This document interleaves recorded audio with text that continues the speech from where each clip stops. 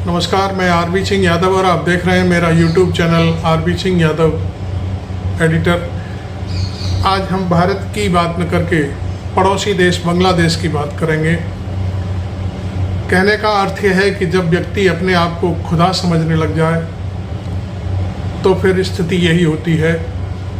शेख हसीना, वहाँ की प्रधानमंत्री, आज दर दर भटकने के लिए इस समय भारत में मौजूद हैं। भारत के जो हिंडन एयरपोर्ट है, हिंडन एयरबेस है, बहुत ही सुरक्षित जगह है गाज़ियाबाद में, उत्तर प्रदेश के गाज़ियाबाद में। 1400 किलोमीटर के आसपास फैला हुआ क्षेत्र है। वहाँ पर परिंदा भी वायुसेना की बिना इजाज़त के पर नहीं मार सकता। वहाँ पर इस समय वो भटक रही हैं। अब मैं पीछे ले चलता हूँ आपको बांग्लादेश की पूरी पॉलिटिक्स पर। बांग्लादेश आज दिन में बहुत कुछ बदला। मैंने दिन में एक वीडियो में लास्ट में सारी चीज़ें बताई थी आपको, लेकिन अब नई बात यह है कि शेख हसीना का जो निवास था उसे तहस नहस कर दिया गया है वहाँ की जनता ने, और उसके बाद वो सड़कों पर हैं। बताते हैं कि ढाका में 4 लाख से भी ज़्यादा पब्लिक्स इस समय भी सड़कों पर है और सेना उसका साथ दे रही है। यदि सेना कमान संभालती तो हो सकता है शेख हसीना को ना तो पद त्यागना पड़ता ना घर छोड़ना पड़ता, लेकिन शेख हसीना की जो पॉलिटिक्स है वो उनके आड़े आ गई। वो खुद को खुदा समझने लगी। लेकिन मैं आपको बता दूं कि कभी कभी खुदा समझना भी लोगों को, किसी भी व्यक्ति को उल्टा पड़ जाता है, और वही शेख हसीना के साथ हुआ है। शेख हसीना पिछले 15 साल से देश की प्रधानमंत्री हैं और उन्होंने अपने इन 15 सालों में जो काम किए हैं उसकी परिणति आज ये है कि उन्हें ये दिन देखना पड़ा है। शेख हसीना बड़बोले टाइप की महिला रही हैं और वो खुद के बारे में, यदि वो कोई भी व्यक्ति उनकी बात का समर्थन करता है वही आदमी उन्हें अच्छा लगता था। फर्जी आंकड़ों के बल पर देश की आर्थिक स्थिति को उभारने की बात, विकास की बात, ये सारी चीज़ें वो अपने आप को बांग्लादेश का राष्ट्रवाद बताने लगती थी। वहीं जो खालिदा जिया थी, जो उनकी विरोधी पार्टी की लीडर हैं, वो भी 2 बार प्राइम मिनिस्टर रही हैं बांग्लादेश की, उनको उन्होंने जेल में डाल दिया। उनकी बीमारी की वजह से उनको विदेश इलाज के लिए नहीं जाने दिया। तो ये कई एक सारी चीज़ें हैं। पिछले चुनाव में जो कुछ हुआ वो मैं आपको बता देता हूँ। पिछले चुनाव में उन्होंने एक नारा दिया 200 पार का, और उनको मैं समझता हूँ 223 के आसपास सीटें मिली, और वो इसी को ये समझने लगी कि अब तो बांग्लादेश उनके पैरों तले है। लेकिन आप भूल रहे होंगे, आपको मालूम होगा शायद, चूँकि आप विदेशी राजनीति से दूर रहते हैं, विदेशों में क्या हो रहा है उसमें शायद देश के लोगों की कोई दिलचस्पी काफ़ी कम होती है। लेकिन असली बात क्या थी कि जो पिछला चुनाव हुआ फरवरी में, उसमें शेख हसीना ने तो चुनाव लड़ा, चुनाव आयोग भी उनकी कठपुतली बन गया था, और जो खालिदा जिया की पार्टी थी उसने मना कर दिया कि हम इस चुनाव में हिस्सा नहीं लेंगे क्योंकि ये पूरी तरह से बेईमानी हो रही है, चुनाव आयोग सुनता नहीं है। और उसके बाद फिर आरक्षण का मसला उठा। उनका विरोध तो बहुत दिनों से चल रहा था। आरक्षण के मसले में उन्होंने जो अवामी लीग के कार्यकर्ता थे, या ये कहना चाहिए उनके पिता जो बंग बंधु मुजीबुर रहमान साहब थे, उनकी टोली, उनका ये कहना चाहिए कि जब उन्होंने बांग्लादेश की स्थापना की तो उन लोगों को 30% आरक्षण देने की वकालत करती थी, और सुप्रीम कोर्ट भी उनकी कठपुतली बन गया बांग्लादेश में। तो उसने भी वही आदेश पारित कर दिया जैसा प्रधानमंत्री चाहती थी। अब बात आती है कि ये सारी चीज़ें कल भी हमने देखा था कि पूरे बांग्लादेश में कर्फ्यू लगा दिया गया है और छुट्टियां रद्द कर दी गई हैं। इस दौर में मैं समझता हूँ कल 97-98 लोग मारे गए थे, बेरहमी से कत्ल किया गया था। और इसका जब विरोध शुरू हुआ तो आज दिन में सारी भीड़ ढाका में घुस आई। ढाका राजधानी है बांग्लादेश की, आप जानते ही होंगे। लेकिन ढाका में घुसने के लिए पूरी पेशबंदी की गई थी कि कोई भी व्यक्ति बाहर से ढाका में ना आए, लेकिन फिर भी जनता को कोई रोक नहीं पाया और जनता आकर के सड़कों पे होते हुए ढाका की राजधानी आ गए। और राजधानी में जो तांडव हुआ, विरोधी जो स्टूडेंट्स हैं उनकी तरफ से स्टूडेंट्स का को समर्थन मिलने लगा जनता का, क्योंकि शेख हसीना की जो कारगुजारियाँ थी, जो मामला था वो काफ़ी डराने वाला था, क्योंकि उन्होंने जो चुनाव जीता था पूरी तरह से वो उसमें वो ये समझने लगी थी कि देश की जनता उनके साथ है, लेकिन ऐसा नहीं था, क्योंकि चुनाव पूरी तरह से बेईमानी के साथ जीता गया। और आप जानते हो कि बेईमानी के जरिए चुनाव जो जीता जाता है उसकी थोड़ी देर के लिए तो अहमियत होती है, उसके बाद फिर जनता उनको सबक सिखाती है। एक नारा भी है, सिंहासन खाली करो हम आते हैं। तो ये सारी चीज़ें हुई और वो वास्तव में यही हुआ। शेख हसीना आज दिन में अपने निवास में थी, वो कोई रेडियो के लिए, टीवी के लिए अपना वीडियो रिकॉर्ड करना चाहती थी, लेकिन इस बीच सेना ने पूरा जो वहाँ के छात्र संगठन थे और दूसरी पार्टियों के जो कार्यकर्ता थे और जनता थी, उनके सामने सेना भी नहीं टिक पाई और सेना ने फिर सरेंडर कर दिया कि हम इस जो मोब है इसको नहीं रोक सकते। अंत में उन्होंने प्रस्ताव जो उन्होंने दिया कि शेख हसीना को हम अब प्रधानमंत्री पद के ऊपर नहीं चाहते हैं, सेना ने वो प्रस्ताव लेकर के सीधे शेख हसीना से बात की और कहा कि आपको प्रधानमंत्री पद छोड़ना होगा और फिर देश भी छोड़ना होगा। इसके बाद 2:30 बजे शेख हसीना ने अपने पद से त्यागपत्र दे दिया। सेना ने इसकी डिक्लेरेशन की 3:30 बजे के आसपास के शेख हसीना ने पद छोड़ दिया है, लेकिन जनता फिर भी मानने को तैयार नहीं थी। उसने कहा कि शेख हसीना को यहाँ से भगाया जाए, हम नहीं चाहते। इस बीच पूरा प्रदर्शन जो ढाका का सबसे मशहूर चौक है, जिस पर बंगबंधु शेख मुजीबुर रहमान की जो प्रतिमा लगी थी, उसे जूतों की माला पहनाई गई, उसको हथौड़ों से तोड़ा गया और उसको नेस्त नाबूद कर दिया गया। ऐसे समझो जैसे सद्दाम हुसैन का इराक में बीच चौराहे पर जो मूर्ति लगी थी उसको तोड़ा गया और उसके बाद फिर जमी दोज कर दिया गया। यही हाल ढाका में भी हुआ, लेकिन अंत में फिर सेना ने कहा कि आप देश छोड़ दीजिए और हम आपको 45 मिनट देते हैं। इसके लिए उन्होंने एक चॉपर दिया कि आप इस चॉपर से जहाँ जाना चाहें जा सकती हैं, लेकिन उस चॉपर के ज़रिए वो अगरतला आई और अगरतला से फिर एक विमान के ज़रिए वो भारत की जो राजधानी दिल्ली है उसके पास हिंडन एयरबेस पर उतरी और वहाँ पर सेना, जो हमारी भारतीय सेना ने, उसने उनका एक इस्तकबाल किया, मतलब उन्हें उतारा सेफली, और वो तब से लेकर के अभी यहीं तक हैं। इस बीच मैं आपको बता दूं कि भारत से उन्होंने शायद शरण नहीं मांगी है, अभी तक ऐसी कोई खबर हमको नहीं मिली है, लेकिन उन्होंने इंग्लैंड में शरण मांगी थी, तो इंग्लैंड ने साफ मना कर दिया कि हमारे देश में पहले से ही प्रदर्शन हो रहे हैं और दिक्कत हो रही है, क्योंकि एशियाई मूल और वहाँ का जो इंग्लिश मूल के लोग हैं आपस में वो तनातनी है बहुत ज़्यादा, और 3 जो स्टूडेंट्स जो लड़कियां थी उनकी मौत के बाद वहाँ पर तनाव फैला हुआ है इंग्लैंड में। इस वजह से वहाँ पर भारी मात्रा में प्रदर्शन और हिंसक प्रदर्शन हो रहे हैं, इसलिए इंग्लैंड ने पूरी तरह से मना कर दिया कि हम नहीं रह सकते। अब शेख हसीना को फिर निर्णय लेना है कि वो कहाँ रहना चाहती हैं।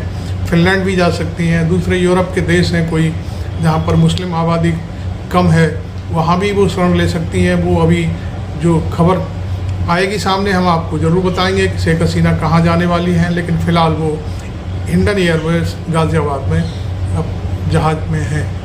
और कहा यह जा रहा है कि फ्यूल के लिए उनको यहाँ रुकना पड़ा है।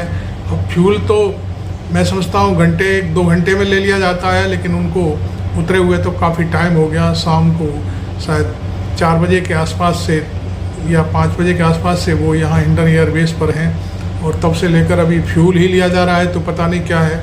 हालांकि सुनने में ये आया है, सुनने भी में नहीं है, ये कंफर्म खबर है कि जो डोवाल साहब हैं हमारे सुरक्षा जो देखते हैं पूरे देश के, तो उनको वो मिलने गए हैं उनसे, शेख हसीना से, उनसे उनकी कोई वार्तालाप हुई है, लेकिन वो वार्तालाप अभी बाहर नहीं आई है कि उनके और उनके बीच में क्या बातचीत हुई है। खैर, अब मैं आपको असली बात बता दूं कि शेख हसीना का जो विरोध था वो ये था कि सारे टीवी चैनल उन्होंने खरीद रखे थे, मीडिया अपने कब्जे में कर रखा था, तो मीडिया बड़े, जब भी कोई बात होती थी तो वो बड़े कसीदे काटता था और शेख हसीना की वाहवाही के पुल बांधता था। तो शेख हसीना इसी बात को ये सोचती थी कि मेरा बहुत सम्मान हो रहा है देश में और सारी चीज़ें हैं, लेकिन भीतर भीतर आग सुलग रही थी। और मैं आपको बता दूं कि सबसे बड़ी बात, खालदा जिया जो विपक्ष की लीडर थी, उनको नज़रबंद कर दिया घर पे, और तभी से उनका बहुत सारा जो मसला है वो उनके विरोध में जा रहा था। वहाँ पर अब बातें बहुत सारी की जा रही हैं, कुछ लोग इसको इस तरह से देख रहे हैं कि ये चीन की चाल है, अमेरिका की चाल है, किसकी चाल है पता नहीं, लेकिन वो जो तानाशाही प्रवृत्ति थी हसीना की, वो ये समझने लगी थी कि ये देश मेरे बाप का था, मेरे बाप ने बनवाया था, तो मैं भी इसकी हकदार हूँ। खैर, जब लोकतंत्र को आप लोकतंत्र नहीं समझेंगे तो निश्चित तौर पर आप ज़्यादा देर तक नहीं टिक सकते। 10 साल, 20 साल, 15 साल, जब तक आप चाहें राज कर सकते हैं, लेकिन एक दिन वो आता है जब जनता आपको उखाड़ फेंकती है। और आपने भले ही 223 सीटें जीती हों पिछले चुनाव में, लेकिन आपको किसी ने स्वीकार नहीं किया था आपकी जीत को। कुछ लोगों के माध्यम से आपने अपनी वाहवाही और कसीदे कड़वा जरूर लिए, लेकिन निश्चित तौर पर आपको किसी ने आपका सहयोग नहीं किया। हमेशा उनके दिमाग में ये रहता था कि अखबार और टीवी चैनल उनकी बातों को जो बढ़ा चढ़ा के छाप रहे हैं, तो ये लोकतंत्र में मैं बहुत लोकप्रिय हूँ, और जो लबादा उन्होंने ओढ़ रखा था कि मैं जो दुनिया के दूसरे देश हैं, अमेरिका का लोकतंत्र और दुनिया के और दूसरे देशों का लोकतंत्र, भारत का लोकतंत्र, तो उसको वो खुद अपने आप को एक भेड़िए की खाल में देखने लगी। शेर भेड़िए की खाल, भेड़िया जैसे शेर की खाल ओढ़ करके चलता है, तो वो अपने आप को शेर समझने लगी, लेकिन वो सारी चीज़ें उल्टी पड़ गई। मैं आपको बता दूं, शेख हसीना यदि ऐसी ही दमदार नेता थी तो फिर उनको देश छोड़ने की क्या ज़रूरत थी। उनको स्पष्ट मना कर देना चाहिए था कि मैं अपने देश के लिए मरना चाहती हूँ, यहीं पर दफन होंगी, लेकिन वो वहाँ से भाग खड़ी हुई। ये सबसे ड्रॉबैक तगड़ा निकला। और अपनी जो बहन है उनको लेकर के, उन्हीं के निवास में रहती थी उनकी बहन, उनको लेकर के वो वहाँ से निकल आई।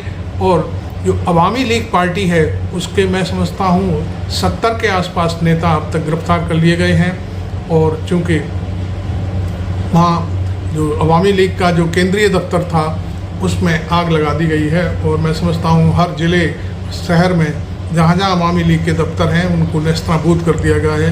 अब ऐसे में जब अवामी लीग का लीडर वहाँ नहीं है तो फिर क्या बचता है? कुछ नहीं। अवामी लीग तो मान के चलिए कि समाप्त हो चुकी है। वहाँ का जो सेना प्रमुख है उसने बीच में प्रेस कॉन्फ्रेंस करके कहा है कि हमने 18 पार्टियों से संपर्क करके उनसे कहा है कि कोई एक राष्ट्रीय जो सरकार है, मतलब कुल मिलाकर के सारे दलों की मिलीजुली सरकार बना लेनी चाहिए। तो उसके लिए उन्होंने कहा है कि सारे दल एग्री हो गए इस बात के लिए, और शायद कोई रास्ता निकलेगा। हो सकता है कि आज रात में सारी चीज़ें तय कर ली जाएं और कल उसकी शायद कोई घोषणा हो जाए। तो फिलहाल मैं आपको बता दूं कि जो अवामी लीग पार्टी है वो बांग्लादेश में पूरी तरह से ख़त्म हो चुकी है, और उसका भविष्य भी अब मैं समझता हूँ बिल्कुल नहीं है। क्योंकि शेख हसीना के जब फादर, मदर और उनके भाइयों की जब मौत हुई थी 1975 में, उसके काफ़ी दिनों बाद वो फिर भारत लौटी थी, और वो बांग्लादेश लौटी थी अकेली अपने हस्बैंड के साथ में। उनके 2 बच्चे भी हैं, शायद उनका लड़का अमेरिका में रहता है और बेटी इंग्लैंड में रहती है। तो उसमें उन्होंने, उस समय वो जवान थी, और जवान और बुढ़ापे में बहुत अंतर होता है। इस समय शेख हसीना की उम्र 78 के आसपास है।